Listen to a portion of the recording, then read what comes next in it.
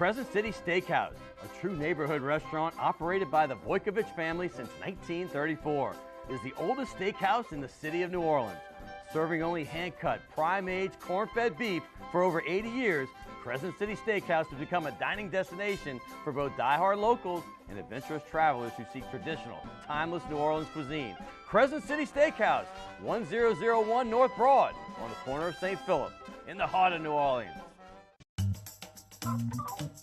Fall in love with autumn with PJ's new seasonal lattes. Our pumpkin latte brings you all the flavors of a pumpkin pie with hints of cinnamon and nutmeg, like your favorite holiday dessert in a cup. And our s'mores latte with flavors of toasted marshmallows, warm milk chocolate, and graham cracker cinnamon is sure to bring back campfire memories.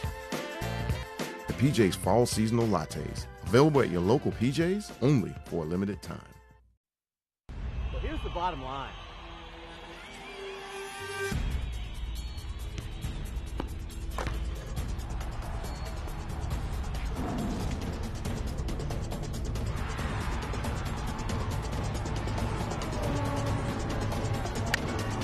Well, it's funny that you say that.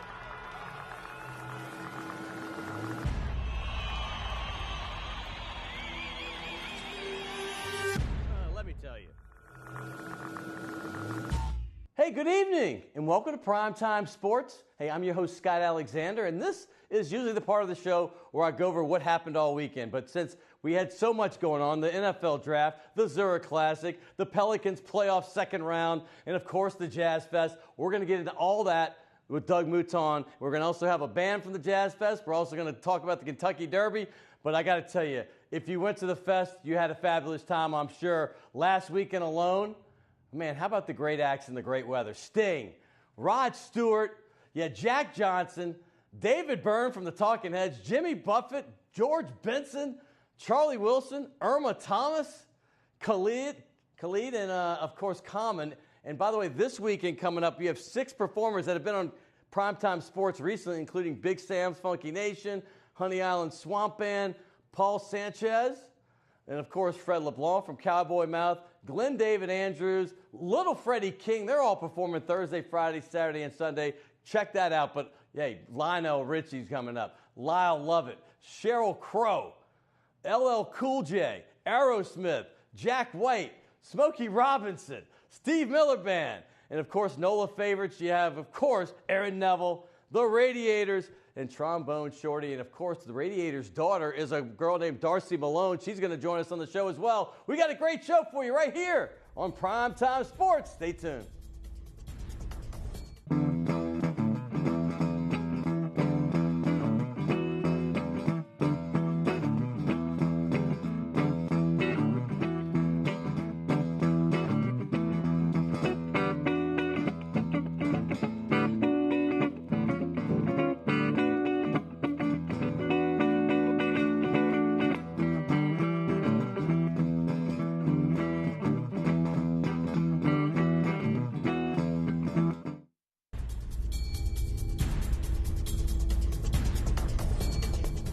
Welcome back to Primetime Sports. Hey, we talked all about all those great musicians we saw last week at the Jazz Fest, and of course this coming up week, all those musicians that have been on the show recently. I can't wait. But later in the show, we're going to have another band that's going to be at the Jazz Fest on Friday. That is Darcy Malone and the Tangle. Of course, that is Dave Malone's daughter, the former lead singer of the Radiators and Raw Oyster Cult, and he still plays around. The Radiators, by the way, are also playing at the fest. And later in the show, you know the Kentucky Derby's this weekend, so we're going to talk to Bernie Halprin for the 3rd straight year. To me, one of the best handicappers, certainly in the Deep South and right here in New Orleans. He's going to tell you about all the favorites and some of the dark horses as well, including the Tom Benson horse, well now Gail Benson horse, Lone Sailor, who's a little bit of a long shot in there, but he's going to tell you what Lone Sailor does well. But right now, we're dedicating this to all the great things I've been talking about last week's Open and the week before. I was kind of saying this was the melting pot weekend. You had the NFL Draft starting on Thursday. You had the Jazz Fest, by the way, starting on Friday. You had the Pelicans playoffs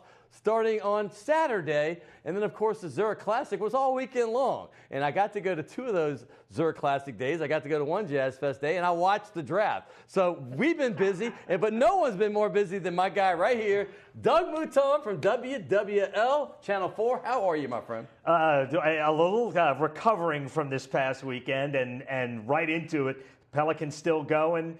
Saints rookie minicamp coming up. I know. Right. Summer doesn't slow down until we hit June. Yeah, after the minicamp, right? After the minicamp. Before training camp. Before all the OTAs and all of that. And honestly, isn't that really the only downtime the Saints have? Because right after the season ends, you're getting ready for free agency and everything, the Senior Bowl. And from a Saints standpoint, really, the dead time is maybe from the middle of June to the middle of July. That's it. That's it. And that is sort of the dead time once college baseball is done. That is sort of the rest period for sort of all of New Orleans sports. The only thing going on at that point is the baby cakes. And that's when the countdowns, the list start. Yeah. Top 10 Saints players right. of all time. Who you cannot afford to lose. Right, exactly. Those kind of things. Right. All right, well, give me a typical weekend for you when it's like this. You have a great 3-man crew, relatively new guys that I know you lean on heavily, and they do such a great job, Ricardo LeCompte and Andrew Doak. But tell me about it, what a typical crazy weekend like this is for you. Well, we had it all mapped out, assuming it's going to be the draft and the Zurich Classic, where all of us get to go at least one day to the Zurich Classic, and all of us will go to the draft at least one day. We worked it out. Then, of course, the Pelicans sweep in Series 1. Yeah, We're right. still playing basketball, so we send Ricardo to San Francisco, and all of a sudden, we're really in scramble mode. So this was the first year, and I watched the whole thing on TV, that I didn't go to at least one day of the Zurich in at least a decade. So for me, I played point guard at Channel 4, just shuffling things in and out.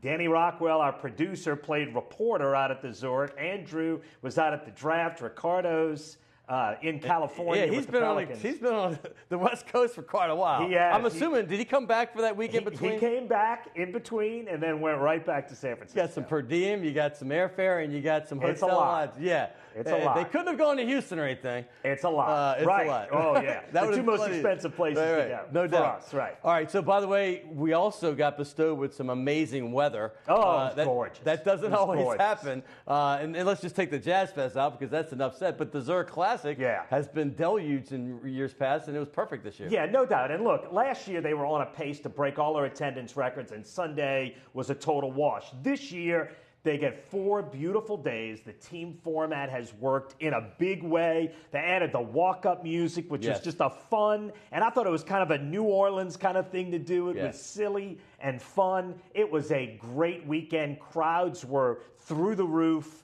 You got a Billy Horschel wins for the second time here. You got a great team win. I thought it was a great weekend of golf. I'm going to say this. It was. Yeah. I was there Thursday. I've gone every Thursday since I've been back. I used to go on Fridays, even before I was doing sports, every Friday. And this is the first time I actually was there at the end, and I actually got to be in the grandstand suites overlooking the 18th, because usually the Champions Club is down the fairway. Right. So I got to see everybody finish up, and it was so much fun. Yeah. It's the first time, at least at this tournament, that I've been able to do that. And by the way, I saw a chip from like 50 feet. I think the group that finished 5th, it escapes me right now. But anyway, it was just fun to watch. And obviously the champs turned out to be a guy that's won it before, Billy Horschel, and obviously his teammate, and this is Scott Piercy, old-time friends. But tell me what you think about what happened at the end here. Oh, look, it was a fun, competitive tournament. It looked like we might get sudden death again like we got last year.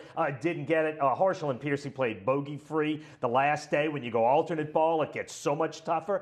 Much tougher. They threw up 5 birdies and 13 pars. Yeah. They had gotten in contention with a spectacular round on Saturday. It was just beautifully played golf. The best thing for all the golfers this week was that the wind stayed down. Yeah. The wind has been a problem at the Zurich in the past, and the wind stayed down. You got to see amazing golf. Look, if people haven't been to the Zurich, you got to go. It is a fun, sort of loose event. Look, to me, it feels like New Orleans when you're out there. I love that event. Well, they've just been building it up and building it up. Everything from the walk-up music, the team thing is so much fun. But the team thing, I have a legitimate question I want to ask you about this, because so many of the top 10 players did not make the cut. Right. And You'll never get 5 top 10 players not make the cut in a single. And this is what I'm wondering, because that's lost cash. No question. And I'm wondering if this continues, because they all say it's fun, but the pocketbook talks at the end of the day, and you have Jordan Spieth, Ricky Fowler, John Ram. I mean, I could go on and on. Not making it. Sergio Garcia did not make the cut. Well, I'll say this. They got 10 of the top 14 golfers in the world to come. 10 of the top 14. Huge. No tournament that's not a major or maybe the week before is going to get better than that. You got 10 of the top 14 in the world. That's amazing. So much of where golf is going is things like the Ryder Cup, which is going to involve team aspects. Yeah, no doubt. Look, that's what's fun. That's sort of the future. And I think a lot of those guys in the top 50 recognize that there's going to be, in 10 years from now, there's going to be a lot more team golf being played wherever than there is right now. It's sort of where things are going. And look, there's a team component that I think a lot of these guys haven't figured out. You got to get games that mesh together, that play together, and maybe a lot of the guys in the top 10 didn't do that well. There's Jason Duffner, and I love, he wears all kind of different hats. Oh, yeah, the Pelicans hat. He had the Pelicans hat, but it's his thing is to kind of jazz up the home crowd wherever he is. But he's also a former winner, and people aren't talking about this enough, but because that Billy Horschel and him were in the same foursome. Right. They were the two that were first and second the whole last day. Right. Wound up being a great foursome. But they weren't the last foursome. No, they were not. So people forget that Duffner actually had a very makeable putt. Oh, no doubt. To tie it. No doubt. And but if they had been the last group, it would have been huge news. But it wasn't even talked about that much. Right. You're right. And it was a fun finish, but the finish came it was before the finish. Right. A little bit. Although, look, I thought it was so much fun to watch on TV. I thought it made New Orleans look good. The Zurich insurance re-up through 2026, so they're going to be there with top flight sponsorship for a while. I get what you're saying about the top 10 guys. I also know those guys know they have to figure out whole different mentality to team golf. They have to figure out how to do it, and I think they're going to be back. I'm putting my bow on this. Steve Worthy, fantastic job. I think they do a great job. Yeah, so move forward because we have a lot to talk about. Sure. Pelicans playoffs. That's going to happen in about 2.5 hours. Right. Game 2. So you have the Golden State Warriors. If you're delusional, if you actually thought the Pelicans were going to win this series, I'm not saying they didn't have any shot, but it was like 99-1. So my point here is, can they win another game first in Oakland, or do you think they might be able to take one home? No, well, certainly. Look, in a basketball series, you can always win one. There can always be a game when you're going to hit shots, and they're not going to hit shots, and you can be competitive. Look, this was going to be a series. My friend Scott, not a different Scott, says it best. As soon as they got here, he said, you know what, we're playing with house money now. Whatever they do now is just fun. The goal was to get to the playoffs. Not only did you get there, but you swept the first-round series. You showed you can be a second-tier team at worst. You're in the Elite Eight. You're in there out of 30. That is a solid season, but this is a really hard matchup, and just from a talent standpoint, and it's why losing DeMarcus Cousins really hurt. You can be a better team. You can be a better team, and you can play extremely well without him, but your talent level is going to be capped. And when you get against the big two in the West, either Houston or Golden State, your talent is just not going to be good enough. You read my mind. Who's going to play Kevin Durant? You never had that. While on their side, look, nobody's going to stop Anthony Davis, but Draymond Green can do as well a job on Anthony Davis as anybody in basketball. So you've got a guy that can do a pretty good job on Anthony Davis, and you've got nobody to play their best offensive weapon when Steph Curry is out. Now Steph Curry's going to be back, and it gets even harder. And then even Drew Holiday was a great matchup against the Portland guards. He could out-physical them. He can't do that against Klay Thompson. Klay Thompson can still shoot over the top of him and make impossible shots, which he did in Game 1. And it's not crazy. That's what he does. And so this matchup was going to be tough for the Pelicans from the beginning, and it proved to be tough for the Pelicans. I'm glad you said what you said, because everybody's been asked the boogie question, are they better without? And I'm saying here, Nico Meritis is a better fit for this team, but if you want to go past the second round, that's what I said. You're not going to scare Golden State and Houston with what you got. They're going to be concerned. And they tried but when you have Boogie in there, all of a sudden it's like we have a lot of weapons we got to deal with right here. And look, the one thing that DeMarcus Cousins gave you. And look, I will admit, the first half of the season, DeMarcus Cousins was almost useless, right? He was walking the ball up the court himself, wanting to play point guard, center. That was all wrong. Right before he got hurt, they went on that, win 7 out of 8, beat Houston. They were just starting to figure out how to play together. First 4-game winning streak of the year. Right, and that's when he goes down, and that's what hurt. What he gives you the chance to do is play a brand of basketball with 2 big men that nobody can defend. I was just saying, Golden State can defend New Orleans. Anthony Davis is going to be the best player on the court, in my opinion, but they can still sort of play him. When you play Davis and Cousins together, nobody can effectively play you. Nobody has 2 guys to match up against those 2. It gives you what Golden State has or what Houston has is an advantage on the offensive end that people can't play. And yes, they played great with Mirotic. Mirotic has been a terrific fit, but now you got Mirotic trying to play Kevin Durant, and you can see he's so worn out from playing Durant, he scores 9 points and does not do an effective job on Durant. I've been accused of being the eternal optimist, half glass full, maybe almost full, but you're a little more voice of reason. Are you pleasantly surprised at what's happened here in New Orleans in basketball? Oh, I'm extremely pleasantly surprised. Yes. At the start of the season, I had not seen any evidence from Cousins that he could play in a team concept or would do what the Pelicans needed him to do.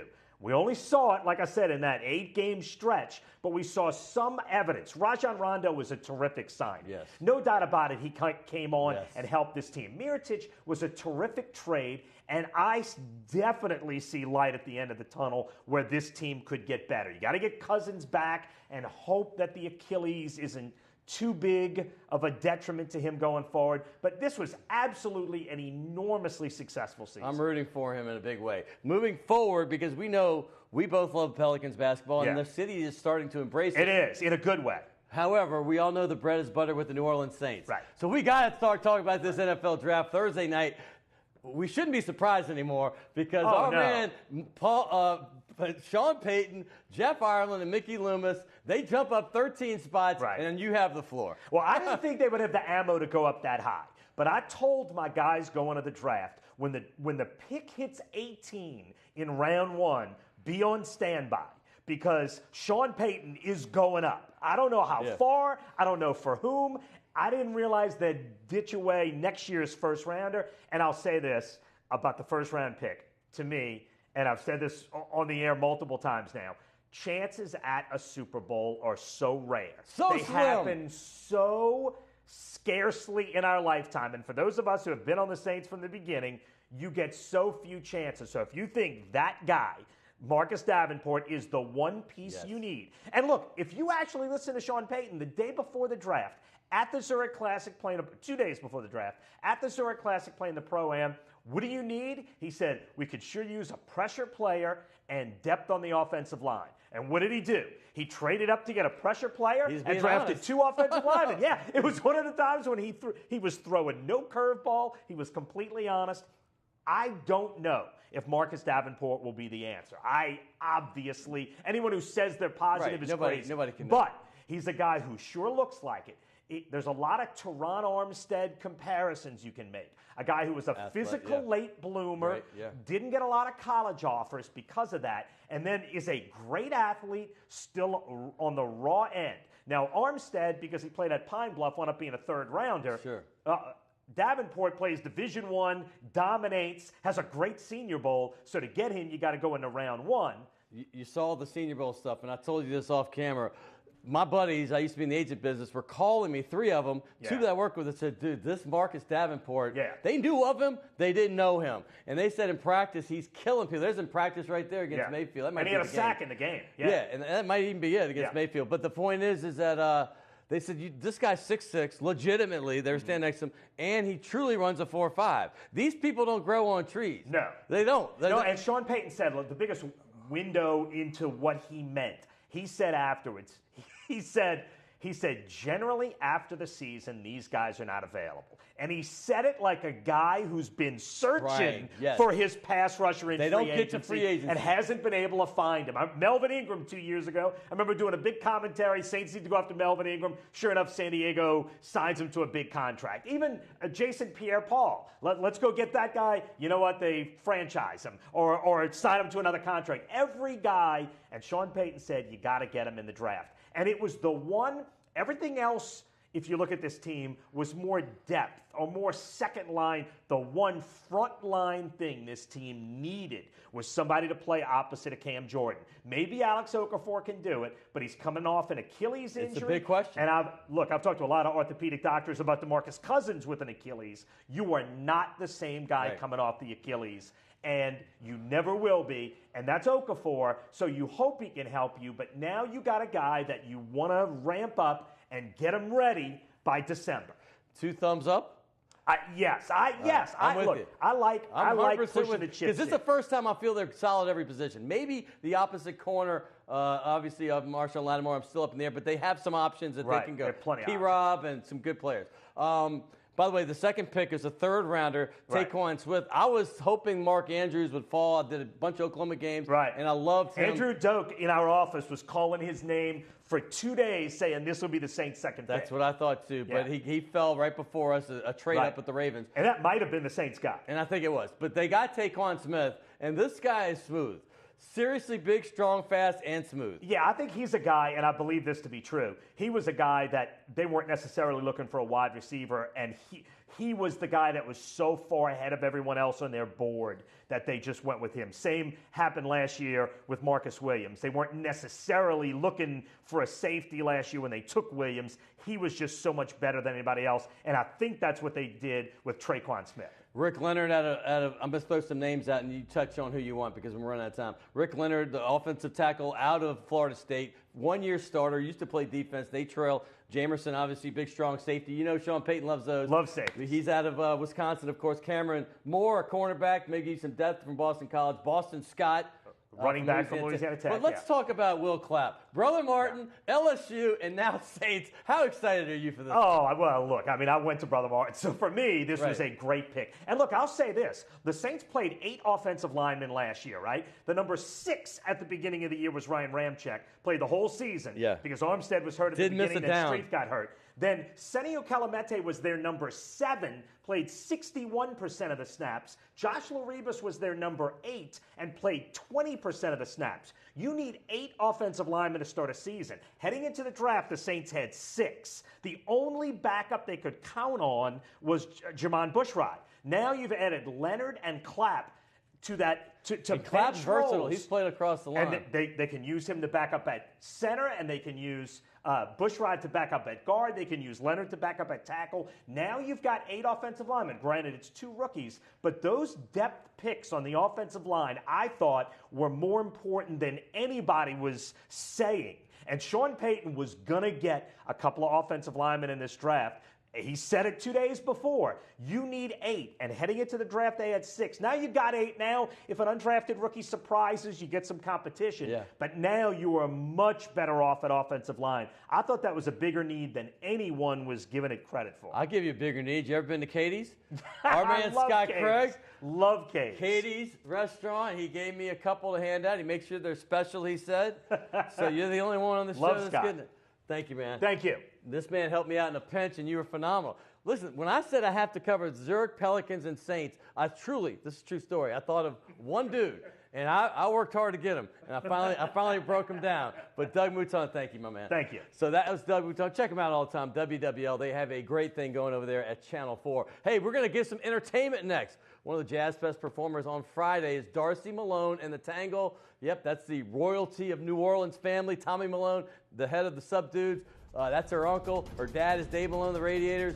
Her brother, Johnny, is in a great band. They've been around. Her mom was in the Pfister Sisters and is also playing at the Fest this weekend. Wow. So she's got music in her family. She's next, and in Kentucky Derby at the end. We got a good show coming up still on Primetime Sports.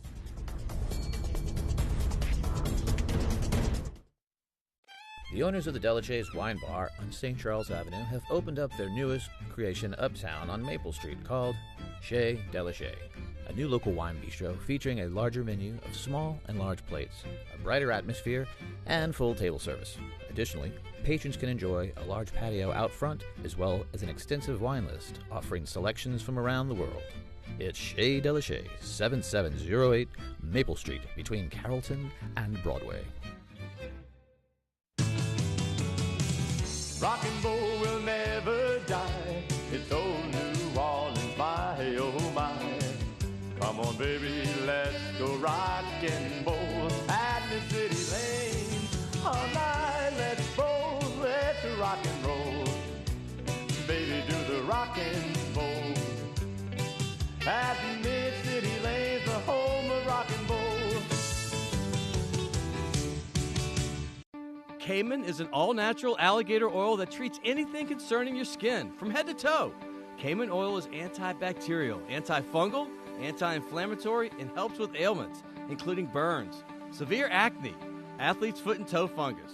Cayman oil also helps with everyday issues such as healing cuts and scrapes, as well as spider and mosquito bites. It also does wonders quickly clearing up scars, dry scalp, psoriasis, and eczema. And it's made right here in Louisiana. More information is available online at caymanoil.com or amazon.com. Baby, take off your coat real slow. Baby, take off your shoes. Here, I'll take your shoes. Baby, take off that mess. Oh, yes, yes, yes. You can leave your hat on. You can leave your hat on. You can leave your hat on. Wow.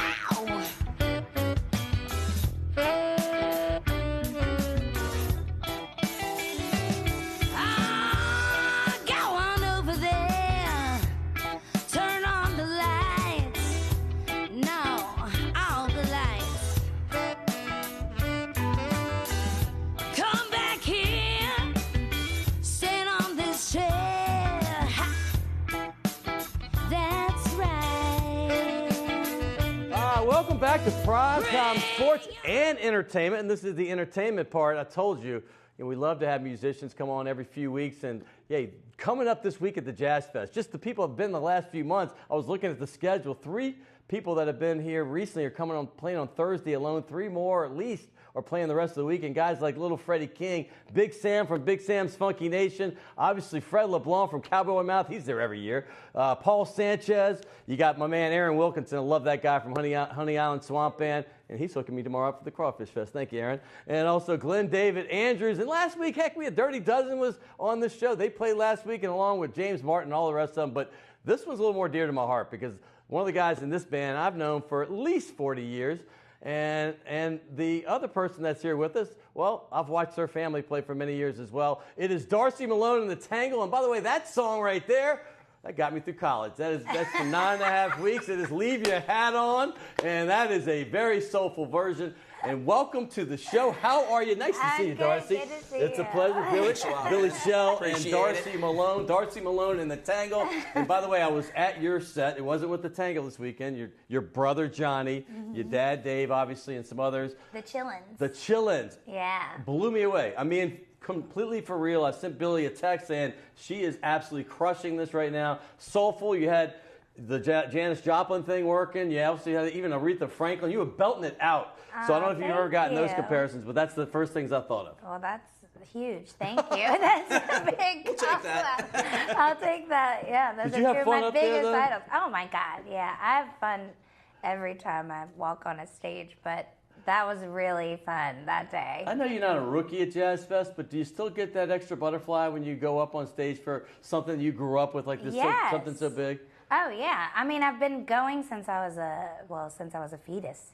But True. That's actually a true story. Sounded weird, but yes. Yeah. but you know, I've watched my dad on stage and my mom at Jazz Fest forever. And then to get to be on those stages, that's like a huge, big deal. Well, your dad, since we're going to bring this up, I was going to wait, but your dad closed out the fest for so many years. He's the lead singer of the Radiators, for those of you who don't know. Dave Malone. Dave Malone, obviously. Uncle Tommy is with the Subdudes. He's a lead part of that band. And your mom, by the way, doesn't get all the prop and credit, but Susie was with the Pfister Sisters.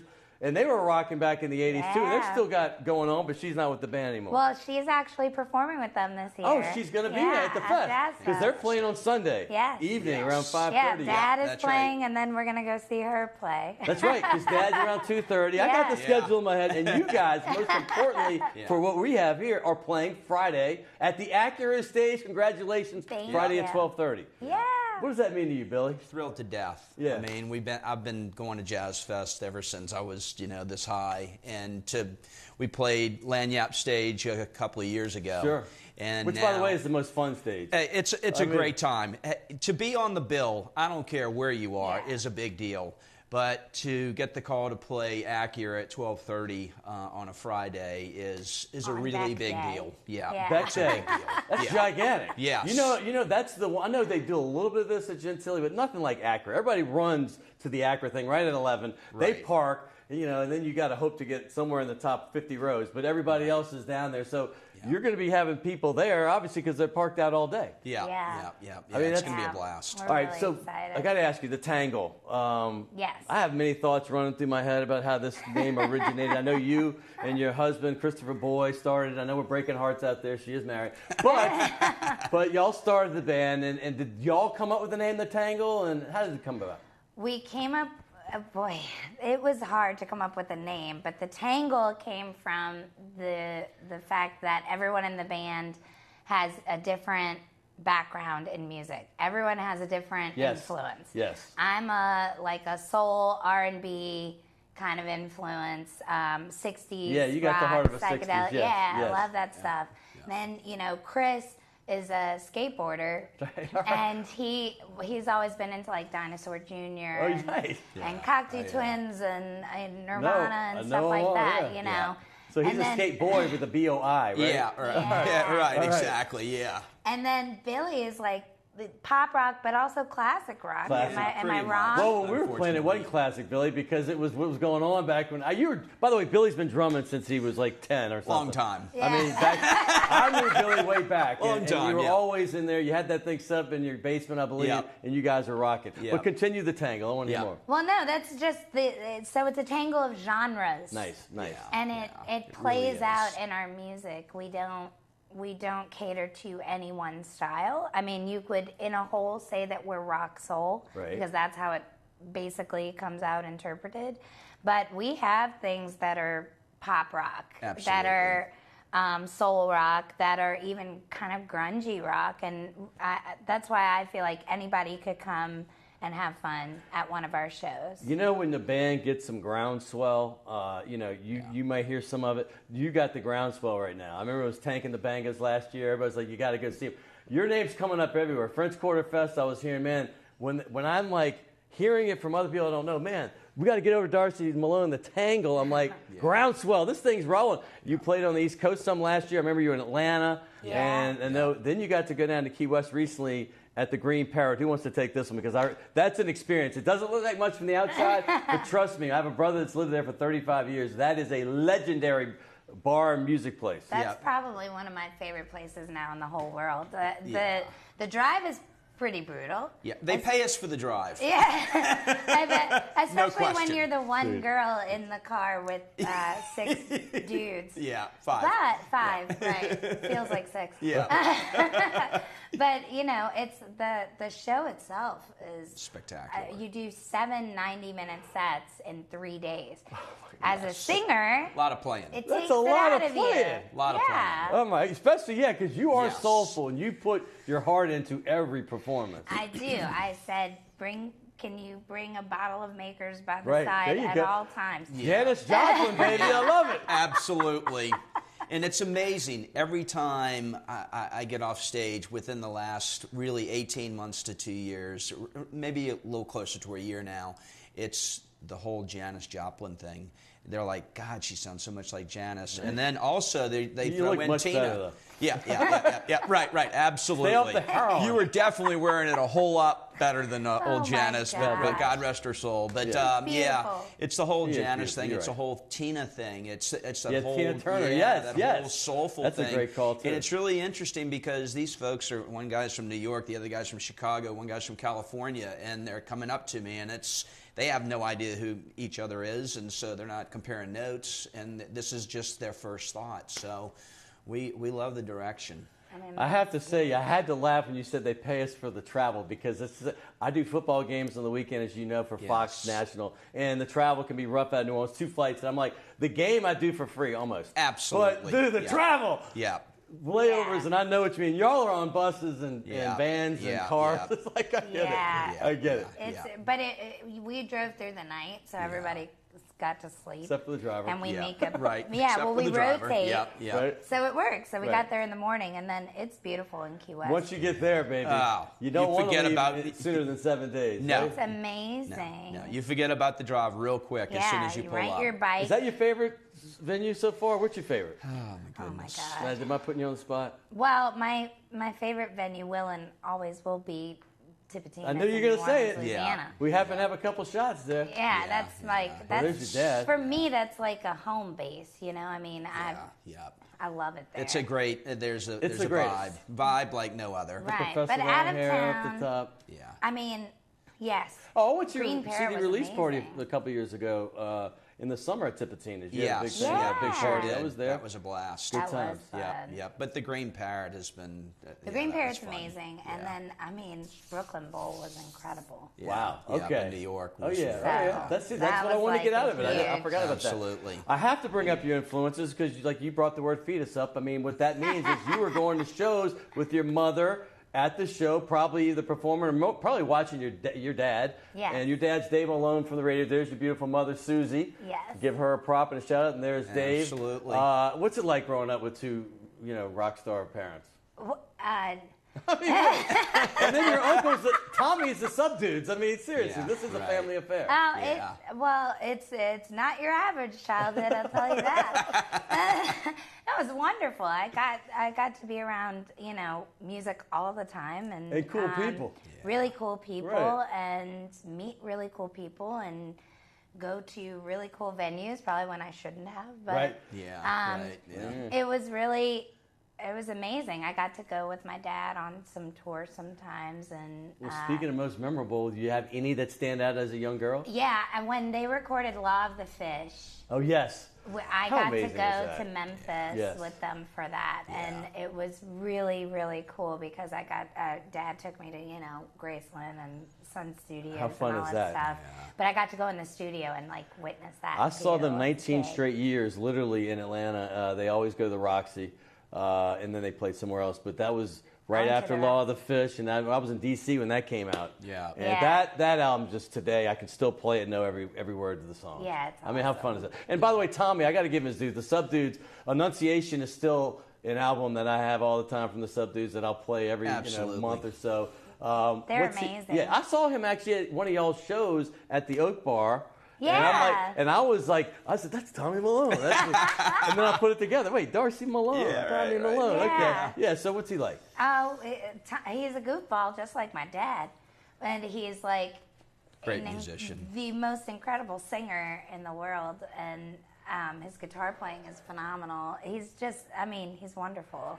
He's my godfather too. He's your godfather. Very Yeah. supportive music family because I noticed them at events and going around. absolutely. And we got to open for them. Where was that? That was in Birmingham. In Birmingham. Yeah, Workplace And Theater. Nice, it nice. was super it was fun. nice, I mean, yeah. the Subdudes are incredible. They are incredible. Yeah. I mean, that was seriously one of my And favorite they college all, bands. like, half the band grew up, in Edgard, which is where my dad and my uncle are from. Yeah. And I used I to spent go a to- lot of time in Edgard. I know with Edgard my- well. Yeah, I They spent a used to lot go of time there with my Presbyterian retreats when I was a little grandparents. kid. Yeah. Nice. By the way, there's another Darcy Malone. If you Google Darcy Malone, you get a montage of pictures, and I hear you have a relationship with him. This man is Yep. 7 feet. He played for LSU. He's from Australia, Canberra, and How do you two know each other?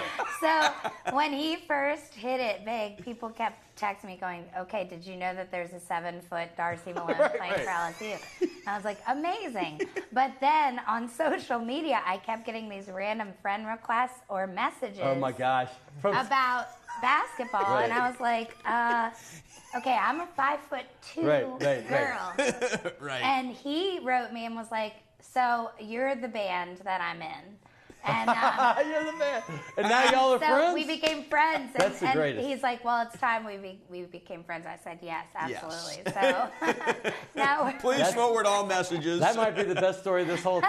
Yeah. I mean, 7 foot, 5 foot. All Yeah. right. Girl, boy. I know you've been Right. at Delachey's at one time in your life, but this will get you Oh, started. yes. Either Delachey's or Shays Delachey's, their new place. you go. Well, relatively new on Maple. Fantastic. They give you a little something, and I give you a few Yay. lines before you Thank get your you. thing. I No appreciate you. doubt. By the way, I want to tell everybody, it is this Friday at 12:30, the Acura stage. Trust me on this. You want to go see this band. Like I said, blooming big, and it's going to be fun. 12:30. I'll certainly try to be there myself. Hey, by the way, we do have a tradition. Yep. I know you're a Tulane guy. That's okay. We got this is the musical wing right here. Right, so, right. Because we have 4 other balls that are all filled, so this is kind of a new one. You got Les Sweet. Miles on this. You got Oh, you got some nice. big LSU hitters on this. So let's give me a Yeah. Darcy Malone and a Billy There you Show. go. Yeah, All right. right. Appreciate y'all so much. Thank Okay. you. Can't thank you Fantastic, enough. Scott. Really appreciate it. Hey, coming up next, we've already talked Pelicans. We've already talked NFL Saints draft. We also talked a bunch about the Zurich. But coming up next, did you remember the Kentucky Derby is this weekend with Jazz Fest and everything? I can imagine you probably forgot. But Bernie Halprin for the 3rd straight year, he's coming on. He's going to tell you about all the top horses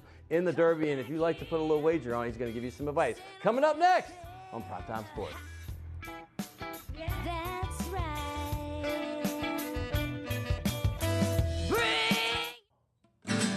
Scotty says, for I watch my TV show.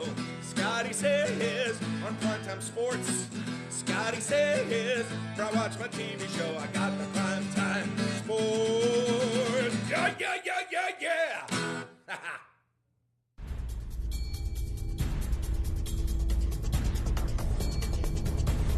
yeah. Welcome back to Primetime Sports. You gotta love Fred LeBlanc from Cowboy Mouth. Love it. He loves to do those renditions of his great songs. But anyway, hey, we had a great time with Darcy Malone, obviously Dave Malone's daughter. We talked about that from the Radiators, and of course Billy Shellett. Earlier, I got to thank Doug Mouton, man. He came a long way to come here on the show today, and he talked about everything under the sun, the Zurich, the Pels, the Saints draft, and all that. Well, guess what? You know what this weekend is? It's the Run for the Roses. That's right. The Kentucky Derby is coming up this week, the 144th run of the Kentucky Derby. That means they started a long time ago, sometime in the 1800s. But anyway, I've got my man for the 3rd straight year. His name is Bernie Halprin. He is a Kentucky Derby handicapper. He's a lifelong track guy. He's a 3rd-generation track guy. His dad, Doug, and his grandfather, who I don't know his name yet. But how are you, my friend? Doing great, Scott. Bernie, Good to be welcome back. back to the show, man. Good to be back. You're looking dapper. I went Matlock today. I'm channeling my inner Southern lawyer. Matlock wishes he ever looked this good. There you go. You look fantastic. Thank you. Let's talk about that. You're a 3rd-generation horse guy. Tell me your first experiences at the track. Well, you know, my dad, I remember when I was about 4.5 or 5 years old. I remember my dad yelling at the television screen. We were watching Wild World of Sports, Jim McKay, Secretariat in the Belmont. Oh, yeah. So that was 1973, and my dad is yelling at the TV, not yelling angrily, but like in awe, like most sports fans were. So that was my first recollection of watching horse racing. And I completely remember each of those Triple Crown races because I'm a few years older than you. Yeah, so I was about almost 8 at the time. Yeah. Well, it was just memorable, and I just remember I was in awe of the horse just running away from the others, and I guess that's when I caught the bug. The Belmont. Yeah. The 31 links, right? And those were good horses. Sham was in that race. I mean, these weren't bums. Look, Sham was supposed to be the one that, obviously I know the story. The first 2 races were tight, and then the 3rd one was a blowout. Sham made the mistake of going out early and trying to test Secretariat, and Secretariat said, "Get away, kid, you bother me." He's got the heart the size of a dumpster. It's big. All right, let's move forward. We got this race. There's a lot of great horses. We talk about it every year, but I got to start with the ones from right here, the ones that actually finished 1st, 2nd, and 3rd in the Derby, the Louisiana Derby, that is. They're all in the race. And the first 2 were by a neck. I know Noble Indy edged out Tom Benson's horse, Lone Sailor, of course, trained by our good friend Tom Amoss. Yeah, Noble Indy is a lightly raced horse. Now, Todd Pletcher is the trainer of Noble Indy, and Todd Pletcher's got an embarrassment of riches. He's got horses? 4 starters. Exactly. Yeah, he's got 4 starters, and he's one of those mega barns where all the great 2-year-olds are sent to Todd Pletcher or to Bob Baffert or to Chad Brown. There's 3 or 4 guys right now that dominate the racing scene. So they get the talented, well-bred 2-year-olds that they want to train up to the 3-year-old campaign to the Kentucky Derby. Sure. Todd Pletcher happens to have 4 of them. Yeah, one of them is... This is his 4th horse, pretty much, right? Well, actually, this is the one. If you had to say to Todd Pletcher, you can only have 3 of them, he would cut Noble Indy. Right. Noble Indy won the Louisiana Derby by a neck over the local horse, GMB Racing, Gail Benson's Lone Sailor. Sure. And my boy Jack was a neck back in 3rd. So it was a blanket finish. Actually, in the Kentucky Derby, Scott, I like Lone Sailor and my boy Jack better than I like Noble Indy, because Noble Indy's running style is to be close to the lead, and there's a lot of early gas in this race. Well, everybody loves Tom Benson. Obviously, he just passed away. Everybody loved to have this miracle win for him. Yeah. And he was a big underdog at the Derby. He was 20-1 to start with. It dropped all the way to 9-1 on sentimental betting. That's right. But it finished by a nose, almost got there. Yeah. So can we have some more divine intervention for this horse coming through? Here's the thing. I don't necessarily think he's going to win the race, but my strategy as a handicapper and as a bettor is to try and get him on the board somewhere for the trifecta or the superfecta, meaning First, 3rd second, or 4th. third. Okay, third or fourth. He's 50-1 morning line. I think he'll be 75-1 when they go postward. So if you get him on the board 3rd or 4th, it's going to blow up those tickets. By the way, there's 20 horses. This is not like the races you go to the fairgrounds where you see about 8 to 10 maybe. Yeah. Sometimes even 6. There's 20. So 4th would be quite an accomplishment. All right, so anything else about these horses? Tom Amos, by the way, can I give you some trivia? Sure, because he told me this last time. Please do. He's got the highest winning percentage of any barn in U.S. history, 25%, just about, of winners since he's been racing. Well, Tom Amos certainly knows his way around a racehorse. He's been around it a long time. He and Al Stahl came up young at the fairgrounds. Great guys. Al's another friend of yours. And so Tom's got Lone Sailor coming into the race feeling terrific. He just worked a sizzling 57-3 breezing for 5 furlongs at Churchill a couple days ago. Wow. So that's proof positive that he likes the racing surface. I'm optimistic that I can get him somewhere on the board because, Scott, he sits back. He's a closer. He's going to wait and make an early run. So when the others are getting what I call asthma at the top of the stretch, Noble Indy, like Sham. Noble Indy will be up there early, for instance. Yeah, like Sham. He got terrible asthma. But he might have gotten COPD, as a matter of fact. Sure. But the fact of the matter is, Noble Indy will be up there earlier. So he was the Louisiana Derby winner. He'll be up there earlier battling the early fractions with Justify, some of the other front-running types. So I think somebody like Lone Sailor or my boy Jack, for that matter, is going to make a late run. They're going to have a little bit more stamina left late. I'm trying to get either or both of those on the board at the bottom of the trifecta and superfecta. Before we get to the obvious favorites in this race, and there's several of them. You have a Dougism I'd like you to share. Yeah, my dad, Doug Halprin's been my best friend since day one, president of my fan club, even when I didn't deserve one. And my dad's got a saying. He said, "Kid, if gambling was easy, no one would work." No one would work, people. And he's absolutely correct. So this is a very challenging proposition. It's easy when you win. It's like, oh my goodness, but there's a lot of losses involved. Yeah. All right, let's start with what I think might be the favorite, Justify. That's what I keep hearing. That's right. Justify is a Bob Baffert trainee. He's undefeated in 3 starts, and he's been the buzz horse out on the West Coast. Now, he's going to be trying to overcome what's known as the Curse of Apollo. Okay. The Curse of Apollo refers to the last horse that won the Kentucky Derby after not racing at all as a 2-year-old.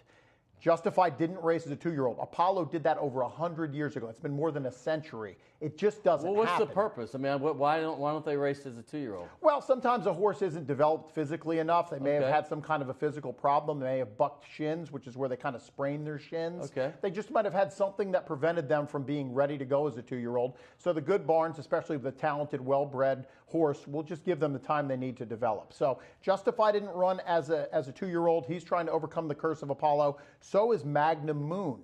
He's 4 for 4, undefeated from the Todd Pletcher barn. He's the Arkansas Derby winner. Yeah. Magnum Moon didn't race as a 2-year-old either, so he's also trying to overcome the dreaded Curse of Apollo. So Justify did win the Santa Anita this year, correct? He did. Justify, here's the thing about Justify. He's going to be the favorite in the race. In horse racing, and we talked about this last year when I was on your show for this preview, the Kentucky Derby preview, they have what's called the Beyer speed figure. Andy Beyer, longtime columnist from the Washington Post, he created this revolutionary statistic or this way to measure a horse's speed. It's called the Beyer speed figure. So a Beyer speed figure over 100 is blazing fast. Justify, in all 3 of his career starts, got a Beyer speed figure, earned a speed figure over 100. Nobody else in this race has speed figures like that. Some of the other contenders like Audible, who I happen to be very bullish on, his speed figures are 95, 96. Moon, 95, 94. Justify has been over 100 in all 3 career starts. Yeah, so he's certainly talented.